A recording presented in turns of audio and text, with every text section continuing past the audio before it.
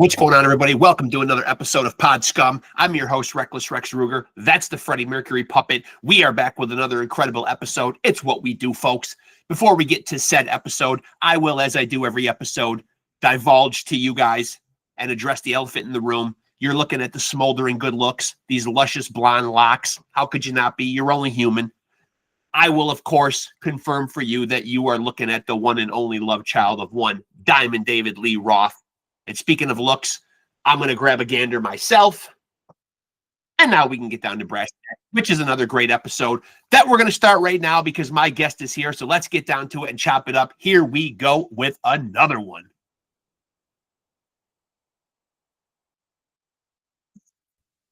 Hello, Ray. How's it going, man? What's going on? Hey, it's a pleasure to have you on here, man. Thanks for doing this, man. It's nice to meet you. Nice to meet you too. Yeah, I'm very interested in a lot of things that I want to get to, man. But when I talk to musical artists on here, I'm always intrigued because there's a kind of a common backstory of artists growing up in musical households, maybe parents that are musically inclined, lots of records playing around the house. Was this the case for you? Yeah, the latter. Of course, my family they didn't play instruments per se, but everyone listened to a ton of music, So yeah. I remember from, as long as I can remember, records were always playing as soon as I got up in the morning. So yeah, that was always a thing. Yeah. So big music lovers in my family. There's a couple players. One of my second cousins played with Mitch Ryder and the Detroit Wheels back in the 70s. Cool. So yeah. So we have a couple instrumentalists around in the family, but yeah, just big music lovers in general. And did you instantly gravitate to the guitar, or were any other instruments on your radar? Yeah, I think when I was like a little kid, it was the 80s time, so the synths were everywhere, so I think I got a little Casio synth when I was a little kid, but like I always heard the sound of a guitar in my head from one, since I can remember too. So, so around 12 or 11 or so, I got a guitar for Christmas and that was it. Yeah. So no keytar. no guitar. Yeah, that would be the best of both worlds, right? Yeah, that would scratch your itch for the guitar and the synth. Yeah, exactly. So how did you find your way into more extreme metal? What was the foray? What was a gradual progression? Yeah, for sure. Yeah. Grew up in the 80s again, like I said. So it started with like all the hair metal bands, classic rock, and then thrash metal, Metallica and Anthrax and Megadeth, of course. And then from there is studying other music too, getting into jazz and classical a little bit and blues or whatever, just being curious about all kinds of things, Then in the late 80s, 90s and stuff, when the death metal was coming out, all my friends and I were like, what the hell is that? So I remember getting a Cannibal Corpse tape, when I was a kid and just being like, what the heck, So yeah, then kind of I got away from the more extreme metal side of things for a bit until I joined the band Cannabis Corpse, around 2015 or so. Yeah. And so how serendipitous, right? You're getting into Cannibal Corpse, and then ultimately you end up playing in 6 Feet Under with Chris Barnes. Yeah, great. How does that come first circle? And by the way, next year you'll be going a decade with Chris Barnes. Oh yeah, that's true. Yeah, that's right. Yeah, that's right. It will be 10 years. Yeah. So how do you end up on Chris Barnes's radar when he needs a guitar player for 6 Feet Under? Do you audition? Does he know of you? Yeah, so he knew of me because I played when I was in Cannabis Corpse.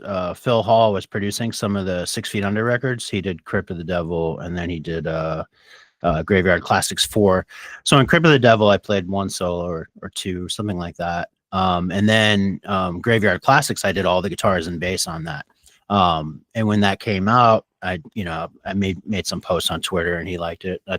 Because it was an honor to be on a record with this guy. I've been listening to for years, So that, and then like I think they had a tour scheduled for June, and it was like March or so, and then Steve Swanson quit. So Chris wrote me on Twitter, and then that was it. I've been in the band ever since. Yeah.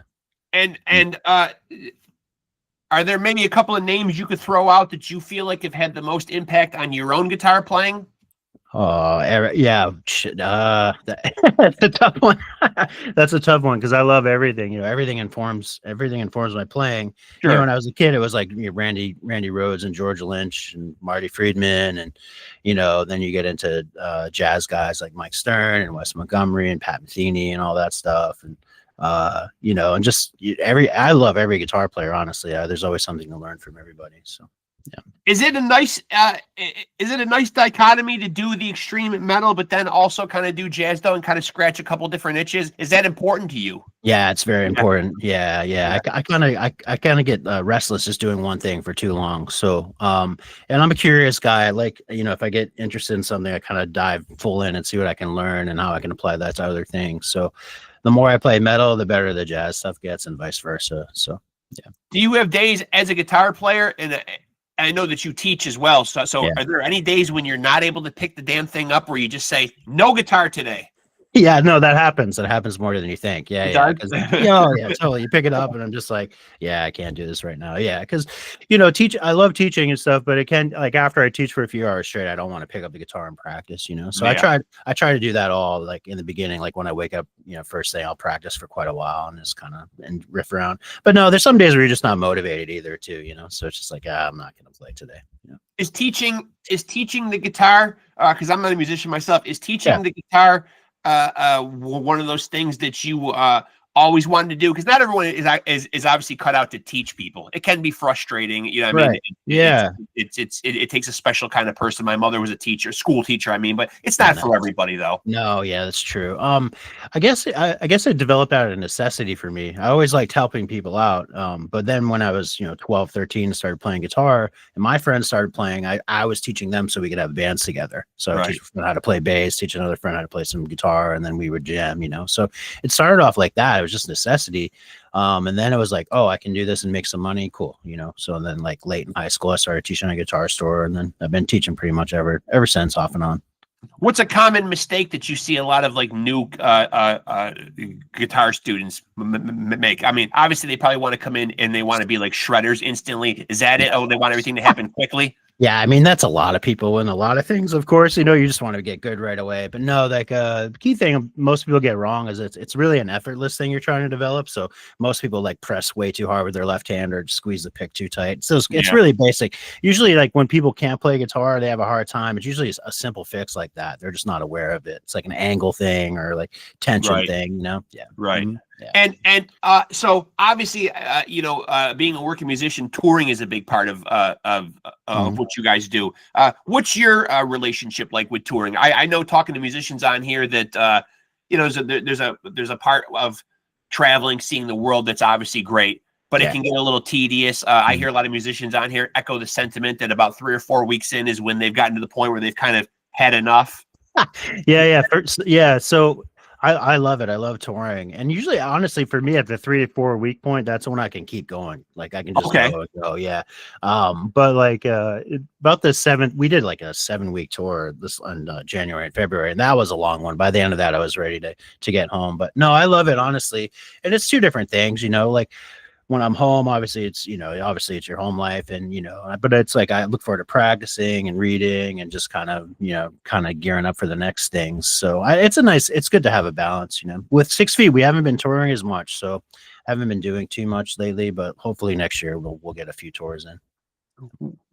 When you're listening to music around the house or in your car, what are your own listening trends like? Do you tend to fall back on stuff that you like, or are you able to find new music that you enjoy listening to?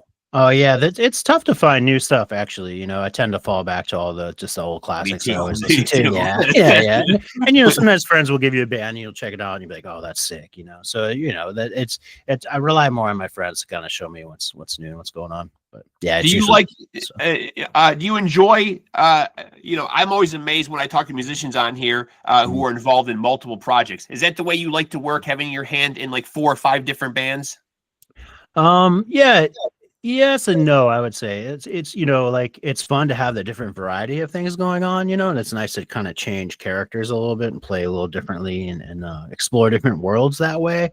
But it can be really tough with the scheduling, and it can be tough with practice because there's like like you could be practicing for 3 things at the same time. So you're and when I'm practicing for a tour, or at least if it's one band, I'm going to do at least a couple hours a day. I'm going to run the set at least twice, so it might even be 3 hours or so. So if I have multiple things going on, you can see that takes up many hours of the day, Yeah. Do you come up with a lot of the guitar parts for the projects that you're in? And if you are writing guitar parts or writing music, what's your own creative process like? Like, I've had people on here that are getting sparks of creativity throughout the day. They're singing something into their phone, they're jotting stuff down, and then there's people that can kind of treat it like a job, like punching the clock. I'm going to sit here, I'm going to create music. Yeah. That one doesn't work so well for me. That last one. It can for me it can be a mix of both. Generally, it is the first thing where I'm just walking around and I hear something in my head and I'll hum it into the phone or something, or I'll jot it down on a piece of paper really quick. But sometimes I'll sit down and if I sit down and I'm like, all right, let's try to write something.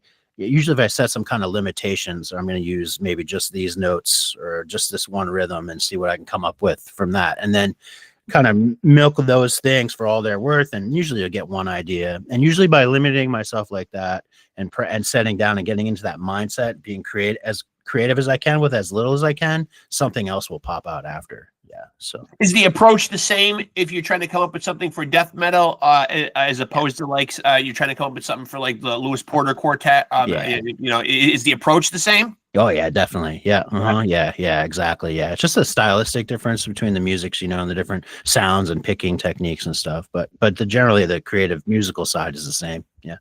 So is it so you wouldn't say that creating for one or the other is easier or harder? No. If you're not in the right mindset, of course you're not. If I'm playing jazz all day and I'm going to try to rip a solo on a 6 feet song, that's like it might take me a second to whip into shape. You know what I mean? Yeah. So, but yeah. And so when it comes to the Lewis Porter Quartet, talk to me a little bit about it, because I have so many rock and metal guys on here that I don't get a lot of guys on here, who play it in that jazz world. How do you get into that? And how do you get on Lewis Porter's radar? How do you end up in that band?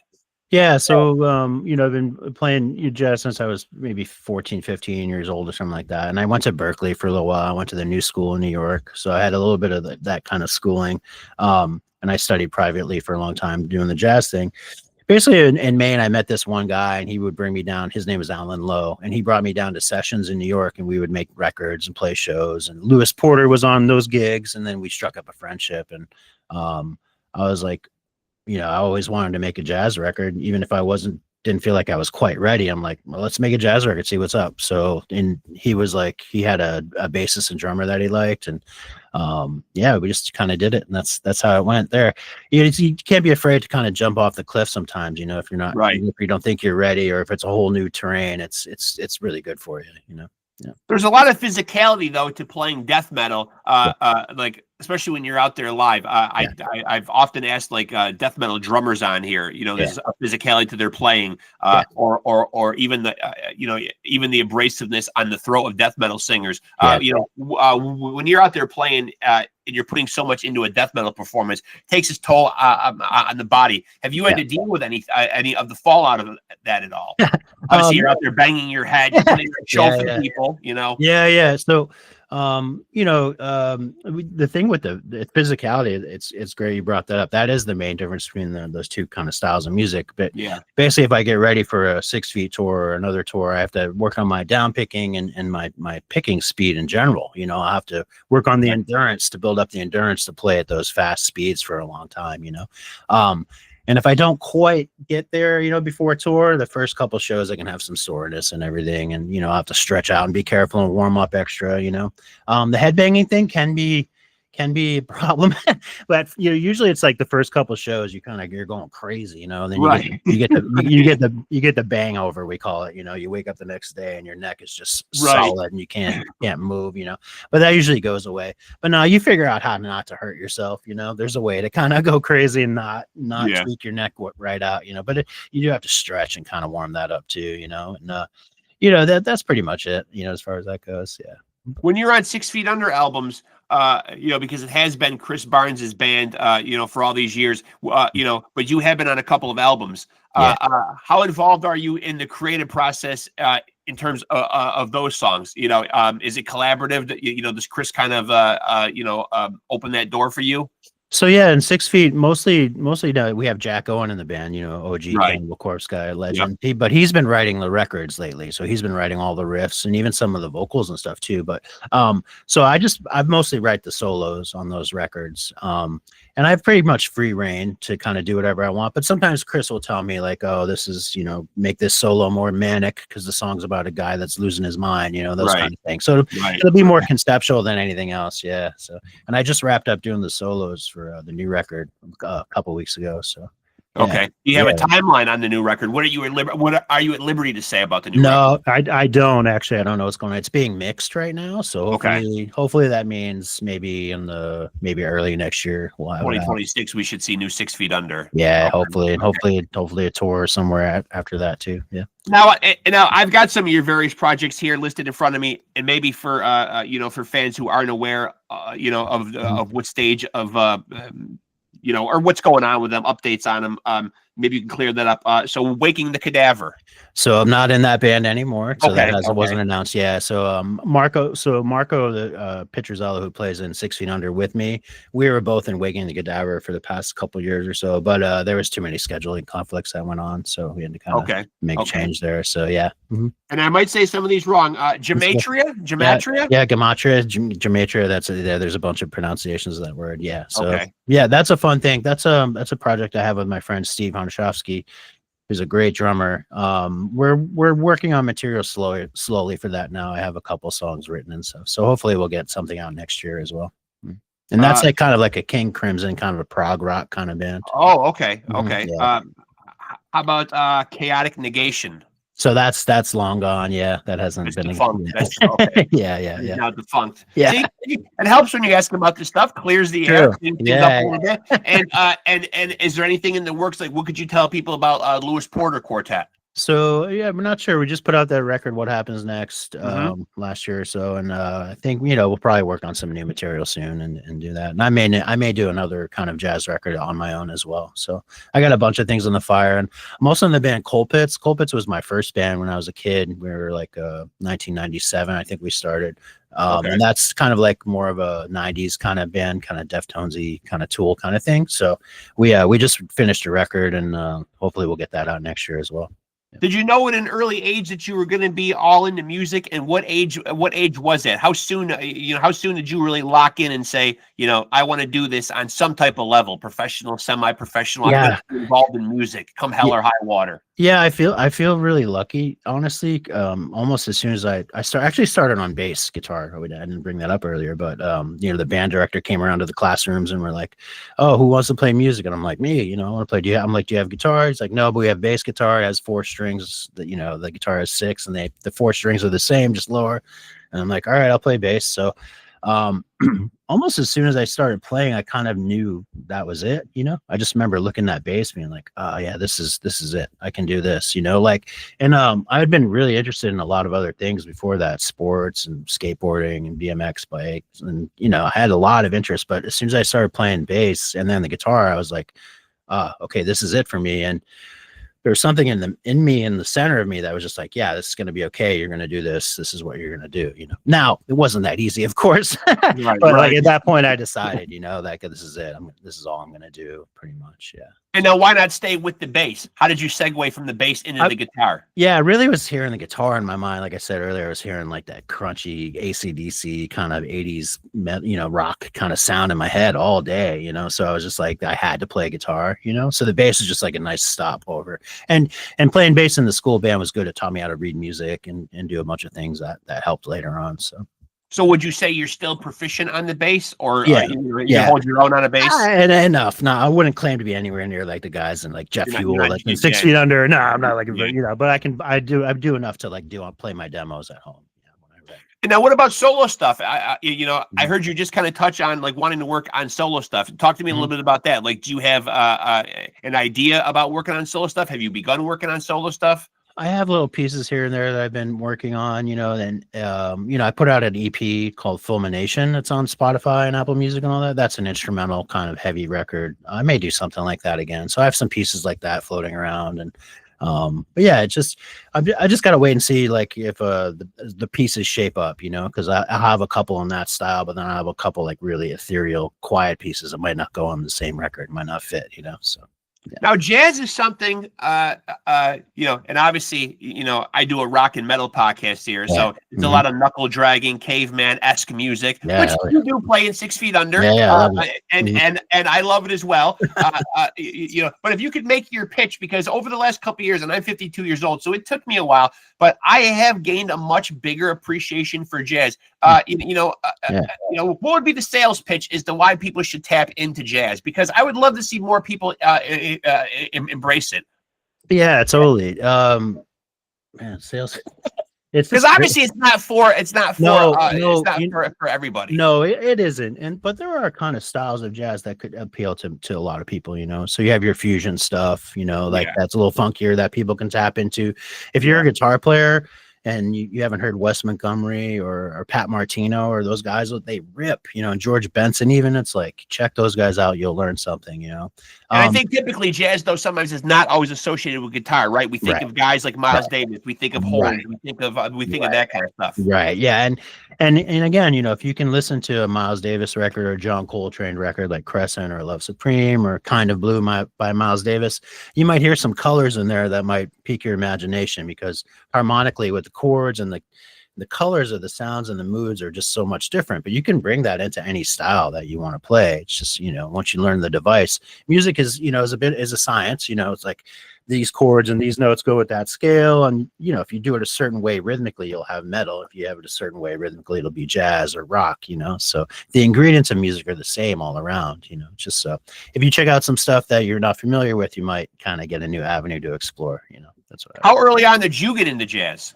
It was like 14, 15, somewhere around there, something like that. And now, who turned you on to jazz at 14 or 15? Because I imagine if it's harder for adults to get into it, it must be very rare for a lot of 14, 15-year-old kids to go around and be appreciating jazz. Yeah, again, I have to say that the school band, that's the whole reason I started playing bass. And right away, you're playing in a jazz band. So I remember we would go to jazz band competitions in Boston at Berkeley or whatever.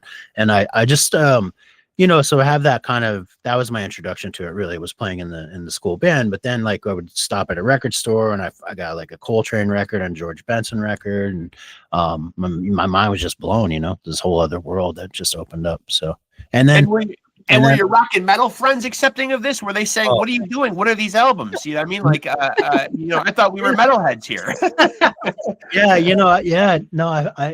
I have to say most of my friends I grew up with were pretty open-minded as well. So it was like they were like, I didn't get too much of that. Some of it, but That does seem rare, though. That does seem rare for young people to be able to appreciate it and wrap their heads around it. Yeah, it's true. If you're not exposed in some way or someone doesn't kind of show you what's up, or you get lucky like I did and just find some good records. Yeah.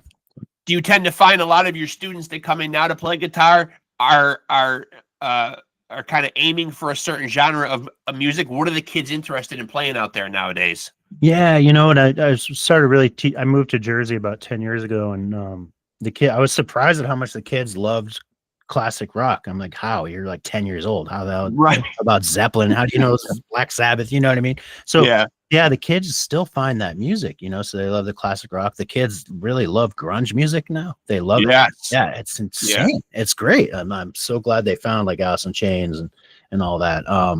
So you get some of that, and then I have to say kids are very open-minded again nowadays, so even if they're into emo and stuff like that, they're so curious about new techniques and chords and things. So yeah, the kids are all right. It's like if the industry lets the kids kind of make the music they want and stuff, I think music will be okay, because the kids that I know are interested in so many different styles and are getting really good at songwriting and stuff. So yeah, I'm glad you brought the industry. Do you like where the industry is? Are you a streaming fan? Are you a physical product fan? Do you like where we are here in 2025? Yeah, that's tough, right? Because we grew up when you had to go to the record store and hopefully they had the thing in stock, right, or you would go to the record store and just buy it tape because it looked cool. I remember buying King Diamond and I was like, this is cool looking. Many times. Wasn't disappointed.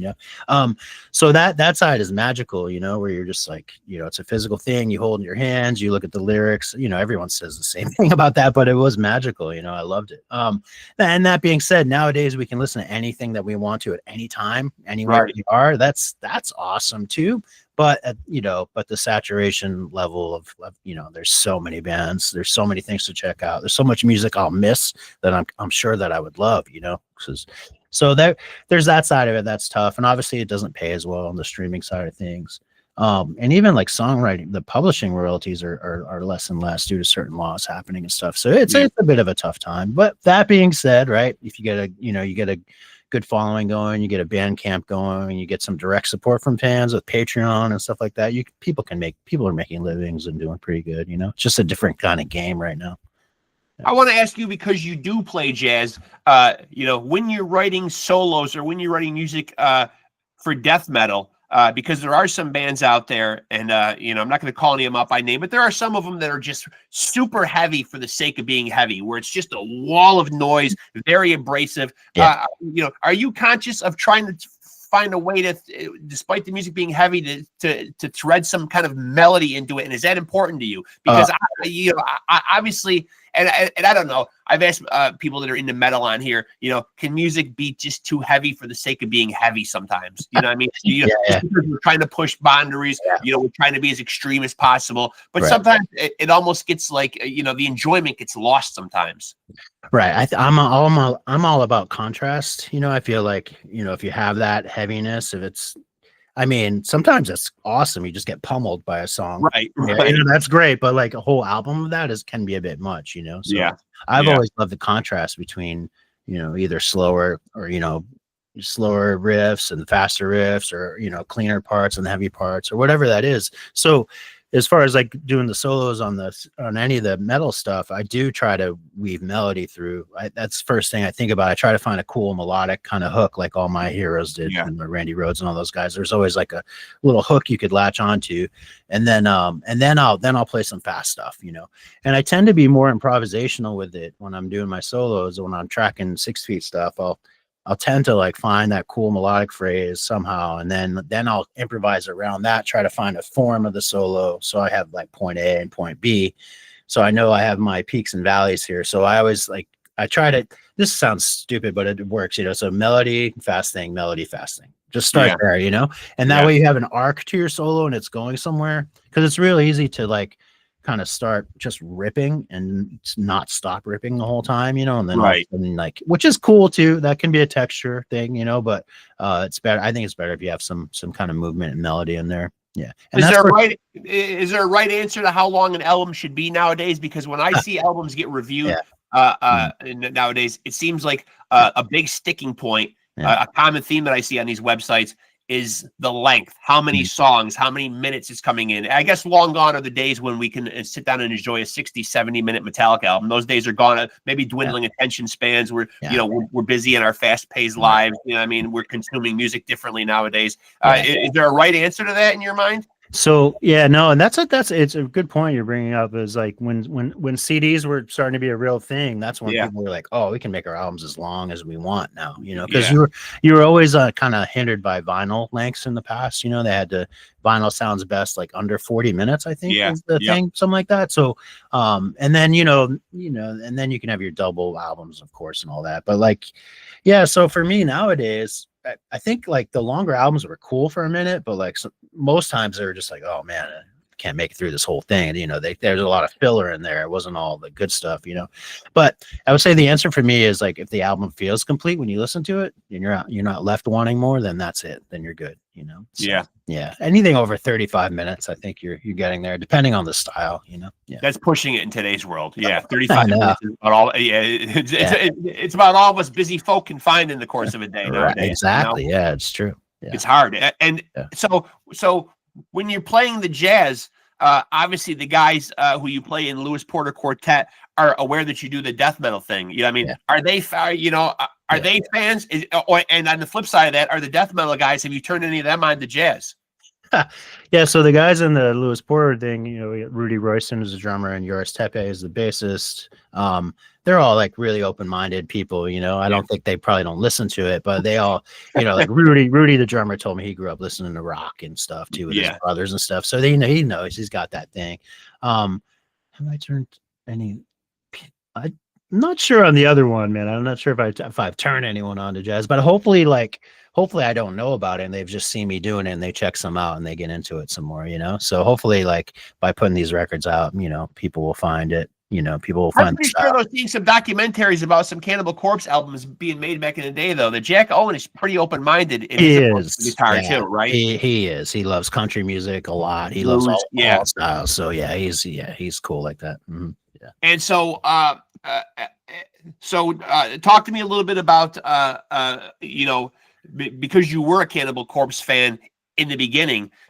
Is it surreal when you're up on stage and now you're looking over and you're playing alongside of Chris Barnes? Yeah, Chris Barnes and Jack Owen. Jack came in the band a year after me, I think. So was it 2017? I think something like that. So yeah, when we first played Hammer Smash Face, and I was like, whoa, it's those two guys.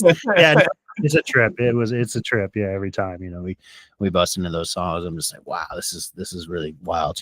Yeah.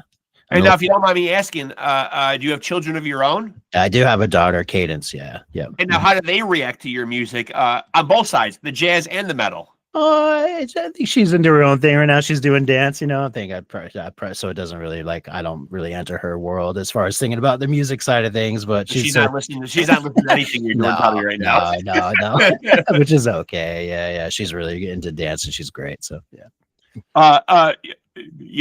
Because it's such a speculative career, as a parent yourself, would you be supportive of your kid going into the arts or music, arts, entertainment? Yeah, 100%. Yeah, 100%. And I feel this way about teaching just people in general. Just studying the arts a little bit in any way is so beneficial to you.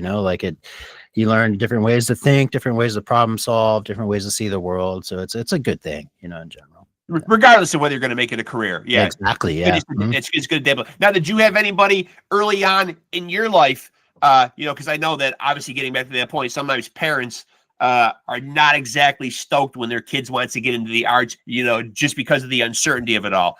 Did you have full support from your own folks in your own family?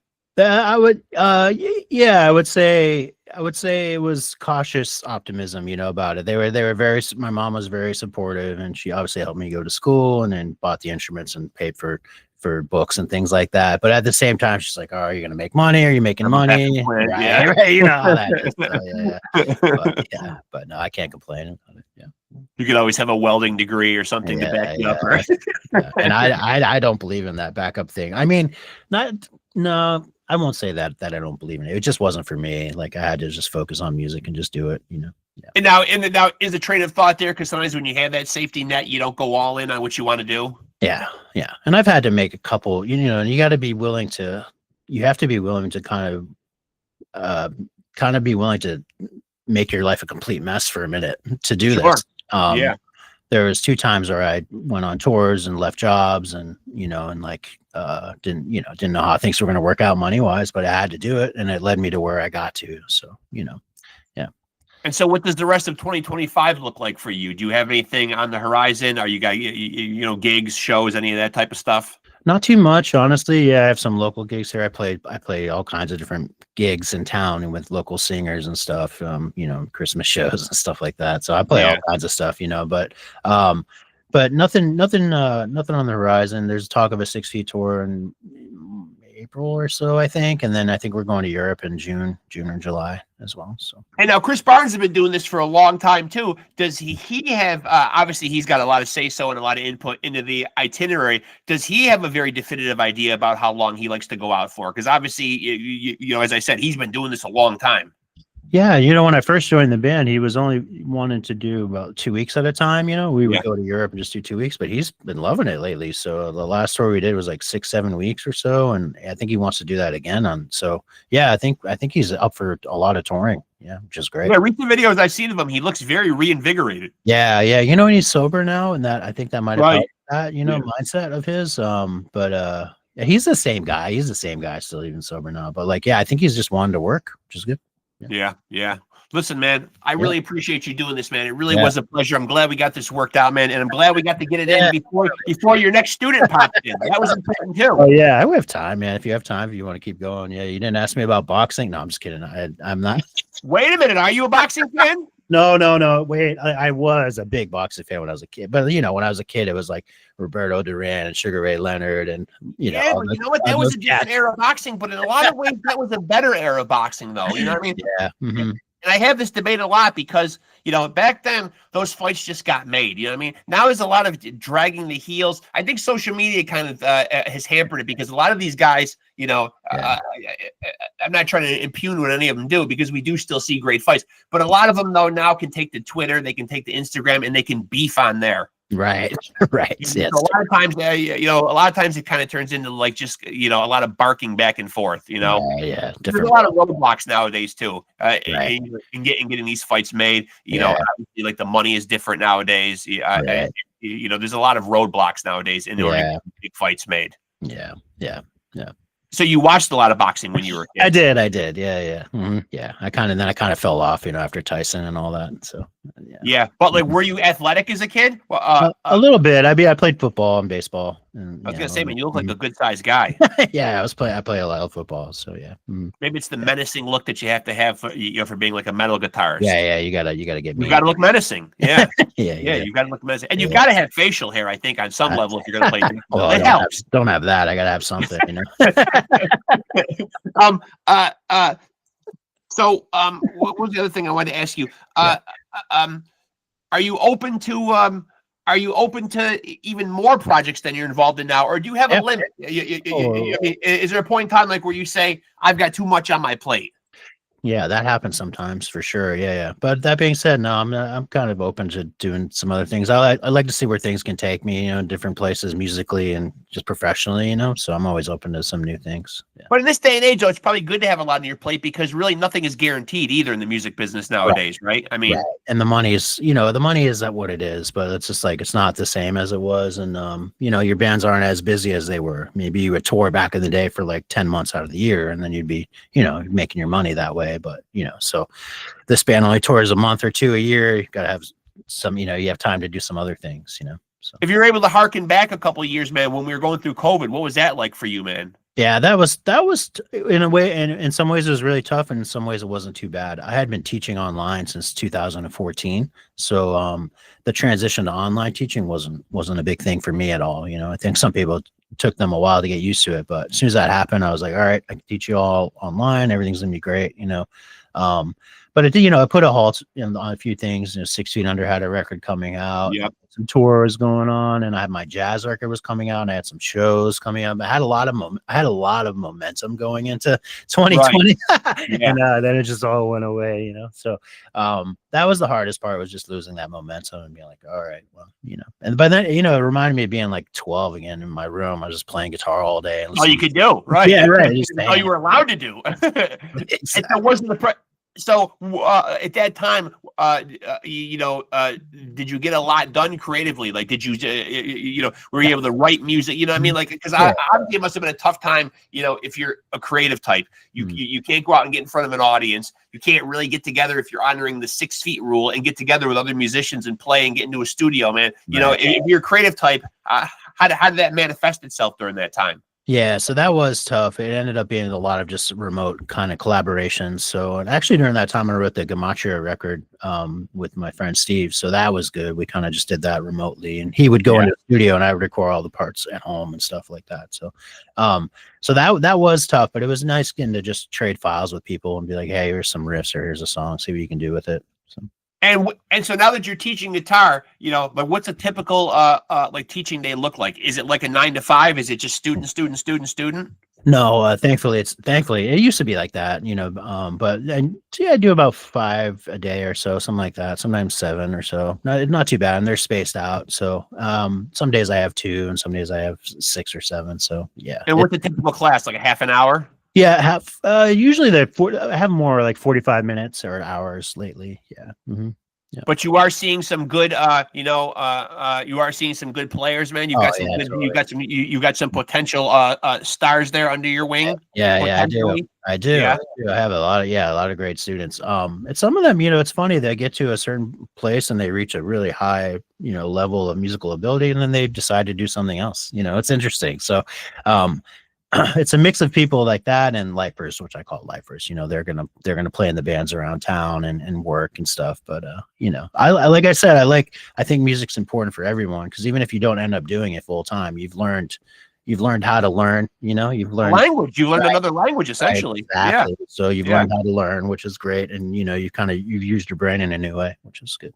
Yeah. Do you see a lot of these students coming in and being aware that you're a working musician and kind of picking your brain about where the music world's going to go, and that uncertainty of like, geez, man, can I do this, man? Can I make a viable living at this? You know what I mean? Are the younger generation aware, that the game has kind of changed and it's even harder now to become successful? And I don't want to say harder, because anybody can put their music onto the platforms now, but whether anybody gives a shit is a different story. There's a huge influx of songs on there, but it isn't like the old days where you could get a record contract, where you could really, make it, so to speak. Right. Yeah. It's tough. It's tough for them, for sure. And the hardest thing to get across is that the personal connections are almost more important than your ability, So, and I don't mean that in a glib way. You have to, what I mean is, like, if you meet somebody and they can give you an opportunity, you better be ready for it, Right. So, and if I didn't have a few of those chance, meetings or people that came into my life, I wouldn't be talking to you right now either. So, Right.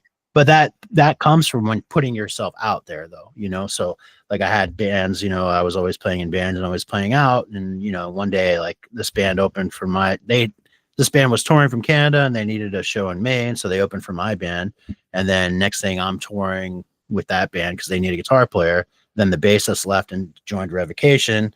And then the Revocation toured with Cannabis Corpse, 6 Feet Under, and he recommended me for the Cannabis Corpse gig, which led me here. So it's like, a lot of networking. Yeah. There's a lot of networking. So, Yeah. You got to be cool. You got to be ready, and just, just be a good hang. And that's as big a part as your musical ability now. And the same thing goes with getting record deals and things like that. The people that run labels are people. They're just, dudes and women, like, they're just people. So if you get to know them somehow, or you play shows with other bands, the networking thing is pretty big. Yeah. And now maybe this is playing devil's advocate, and this is like a tough question, man. But like, does one style of music have more of a soft spot, inside of you? Is there one genre that you wouldn't want to see ripped away? And I mean, obviously your heart's in death metal, but it's also in the jazz. You know what I mean? Does one mean more to you, or have you been able to find like a balance where, like, geez, I couldn't live without either one of these? Yeah, I always equate it to like food. I don't want to eat pizza every day, so it's like I need Indian food and Chinese and burgers or whatever it is. I need. So it's like, for me, it's really I really need it all. I love the contrast of it and just kind of switching between things. Yeah, what a great dichotomy, because most of the guys that I do have on here, man, are playing rock or metal, but they don't really, they don't really branch out extremely far, though. I mean, that's got to be extremely satisfying, though, to go to, talk to a lot of musicians on here who will play extreme metal and will say when they're not on stage, they don't want to listen to it. I mean? And they try to detach themselves and say, I listen to everything but when I'm not on that stage. Or actually going through the motions of actually playing another style is very rare. Yeah. And that can happen, again, if I'm on tour with a bunch of death metal bands, I may not go listen to death metal after the show, You would want to, right? Right. But at home, when I get back, of course. And now do you enjoy, do you enjoy being up on a stage and playing live, or do you feel more comfortable in the confines of a studio or like, in a recording session? Oh, no, I love playing live and connecting with people, and rocking out. Fun, it's like I always think my job is because everyone's looking at Chris, I would be too if I was in the band, if I was in the audience. So, but my job is to like make these people that are on my side, just to make, in my mind, I'm trying to make them have as good a time as possible. Sure. So, what I mean? I'll give out picks and rock out and make eye contact. And, I love being on stage. Yeah. Performing is probably my favorite thing, which is why, sorry to interrupt. No, go ahead, please. I think like that love of performing is one thing that leads me to like to be in a bunch of projects, that way I can play a lot. So, yeah. Are you somebody that goes out and sees a lot of live music? Obviously you're playing a lot. Yeah, I don't as much as I used to, and but I know when I don't go see shows, I start to realize that I'm like, oh yeah, that part of going to see shows is the inspiration you get from it. You know what I mean? Right. Even if it's like not your favorite show, it's just like seeing people up there playing and the energy of it and the people. That's like so inspiring. So. Yeah, is there a show that stands out to you, somebody that you went as a fan and saw live that really resonated and has stuck with you all this time? Somebody that really blew you away? I've seen some good ones. Yeah. So I saw I saw the Metallica and Justice for All tour with Queensryche opening. Me too. Me too. Oh, you saw that one? It was my first concert ever. So technically, I was there to see Metallica, but Yeah. Queensryche was really the first proper band that I saw take a stage Right. because they opened for them. Yeah, they were incredible too. Yeah, that Incredible. that was awesome. Yeah, that show was really great. Yeah, and then the statue crumbled at the end. Yeah, amazing. Changes. Yeah, that show was incredible. That and I saw Ozzy with Anthrax opening on the Among the Living tour. That was I think it was Zach's first or second tour with Ozzy, so like that was cool too. Yeah. I'm forgetting a ton of shows right now, but those two stick out the most. Yeah. Of course, rest in peace. We lose the great Ozzy this year. We're losing some legends. You know. Yeah. Yeah. And then we lose of course, a couple weeks ago, the great Ace Frehley. I know, terrible. Yeah. It sucks. It makes me feel old.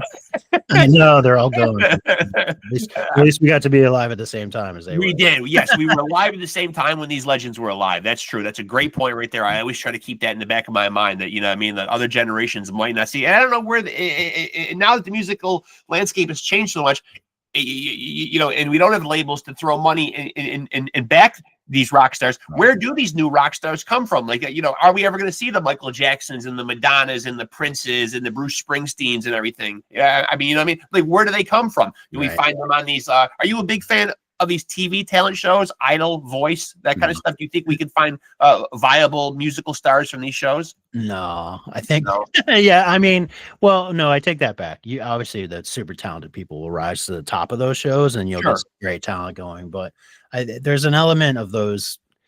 There's an element of like going on those shows for those people that they're trying to get a quick fix, maybe for their career or something. Yeah. But there's something to be said about slogging it out and like paying your dues. Right. But look, if you're good enough to go on one of those shows and kill it and get work and then get a career out of that, that's awesome, But for me, it's like I like seeing the people that tour and play live and stuff. But then again, we have social media now. You see people on Instagram or TikTok or YouTube that are just ripping or great singers or whatever, great drummers. And you're like, wow, people are getting gigs from that. So that's kind of cool that avenue is there for people now, So yeah. Mm-hmm. Yeah, that is kind of where you get famous now. You get famous on the internet now. I mean, I am guilty. Full disclosure, I'll say this on my podcast. Me and my wife will watch Dancing with the Stars. Yeah. When we watch, though, now, the stars are now social media stars. You know what I mean? Like, they're not movie stars or stars that are household names, man. Like, these are people that have like lots of views on TikTok or have YouTube channels or whatever, man. So you got to take the word star nowadays, sort of with a grain of salt. It's true. Yeah. It means something different. Yeah. I'm not sure. Yeah, I'm not sure what constitutes being a star nowadays. Apparently, maybe just having 1 million followers on social media can make you it qualifies as a star. I think that's about it. Yeah. It's all about your social media, man. Are you a big social media guy? Oh. No. I should be, of course, but I tend to only like to post when I have something to put out, So put a record out, I'll post some videos from it and stuff. But how about feedback and criticism though? Like when you put out an album, man, like let's say for instance, we're saying 6 Feet Under has a new album coming out 2026. I mentioned at the top of the interview about album reviewers and sites and stuff like that. Will you go look at feedback and criticism on a project you're on? Oh, for sure. Yeah, I like to see what they say. I don't take it too personally. Try not to anyway. But like, people have their own opinions on things. That's not my place to like tell them that they're wrong about their opinion. So right. And if they, so. But yeah, I'll look at it, and it doesn't bother me too much. We'll usually laugh about it if it's pretty bad. So. Yeah. I see a lot of people nowadays go on social media. Well, they're going live to concerts and they're taking out their phones and they're recording a lot of our legendary stars nowadays. Yeah. And they're going home and kind of running them down, because they can't replicate what they did 30 or 40 years ago. But and again, me not being a musician, I just know the terms that I hear: backing tracks, click tracks, all this kind of stuff. If you go to a concert, are you in favor of using these, or should you hang it up when you can't cut it live anymore? Oh, that's a good point. Well, if you're using those tracks because you can't quite cut it anymore, you might want to think about not doing that. But like a lot of people use those tracks creatively, they'll have their synths and their orchestrations and stuff like that, and that's fine. That's part of their show, But yeah, no, it's tough when you see someone lip syncing or they have tracks behind them, But there are artists that do stay to the party a little too long, maybe. It's true, and it's hard to leave it. It's hard. Yeah, I would imagine it would be, man. Like being enamored with the idea of people cheering for you. Yeah. And, Yeah, you know, and being there, like, playing, yeah. yeah, it's hard. It's hard. Yeah. But listen, man, I really enjoyed the conversation, man, and I Yeah, appreciate you likewise. doing it, man. And please stay in touch, man. When the Yeah, new will 6 do. Feet Under album comes out, we'll get together and we'll do this again, man, for Sounds sure. good, man. Sounds good. Really enjoyed it, man. Thanks, Ray. Appreciate you, man. Man. Nice to meet you. All right. All Yes, you too. Good talking to you, man. Thank you. Bye-bye. Later. And there he goes, folks. Ray SUHY, guitar player for the mighty 6 Feet Under, playing alongside Chris Barnes. What could be better if you are in the death metal genre? Probably nothing, as he is one of the more legendary death metal frontmen. Got to be top 5 of all fucking time. No disrespect to any other death metal frontmen, but I mean, come on, man. Chris Barnes was there really from the beginning of the scene. So got to be a huge honor, man, to be playing alongside of him. Other amazing projects that Ray has been in. We talked about some of them. I'm really intrigued at a death metal guy playing jazz. I love that. I copped to the fact that I have gained a much deeper appreciation for jazz. You can also check out Ray's work in the Lewis Porter Quartet. And as he said, new 6 Feet Under, more than likely coming our way in 2026. So that is good fucking news. And Ray, keeping busy, plenty of projects, plenty of kids to to teach up and become our next guitar heroes. So that's good, man. Passing the torch, man, and just the learning and raising up future musicians. That's what it's really all about. So we don't just, as Prince once said in an interview, we want people to actually learn to be musicians. So we don't just have a bunch of computer programmers or people just, playing around using fucking AI and making music that doesn't have heart and soul. So it's, thank God for people out there that are teaching musical instruments, man, and teaching the language of music to our youth. So kudos to Ray for doing that alone and for kicking a lot of ass on 6 Feet Under albums and with the Lewis Porter Quartet. Really enjoyed the conversation. Forgot to ask Ray how to tap in with what he's doing on social media, but he did cop to the fact that he wasn't a big social media guy. But listen, Ray SUHY, you can find him out there. Fucking type his name in. I can't do it for you, folks. I can't hold your hand. So do your own fucking homework. God damn it. Now I'll get to my obligatory promotional spiel. Make sure to tap into PodScum on Facebook. Make sure to tap into us on Instagram. Both of our handles are Off the Couch Boxing and PodScum. And if you're watching us right now, make sure to like, make sure to subscribe, and make sure to smash that notification bell to stay tapped in when new content is dropping, which happens to be every single week. Want to thank my viewers, want to thank my subscribers, and above all, want to thank my guests, without whom I would not be able to do this. And I particularly want to thank today's guest, Ray SUHY. Check him out with the Lewis Porter Quartet, and check him out kicking a lot of fucking ass with the mighty 6 Feet Under. New music from them next year. And you can also hear him on the last couple of albums with 6 Feet Under. I think the last one was 2024's Killing for Revenge, which is as good a reason as any to kill, in my eyes. So again, tap in with us on Instagram, on Facebook. Now I'm losing my own train of thought here. Been a busy Monday, folks. At the time of this recording, it is Monday, November 10th. I've had a hell of a day of fucking work, so maybe I'm starting to ramble. Maybe I should wrap this thing up. I think I'm going to. But if you're here right now, let me add that. Like, subscribe, and smash that notification bell to stay tapped in. I appreciate all you guys for supporting the channel. We are always trending upwards. I'm proud to say that. I check the analytics all the time. It means the world. I mean, the channel is really growing, and that's a credit to you guys and you guys alone. So listen, I'm in awe of the support. It really means a lot, man. And again, I want to thank Ray SUHY for joining me today. Hope you guys dug that episode. And until we get together and we do this thing again, please remember to take it easy and keep it sleazy.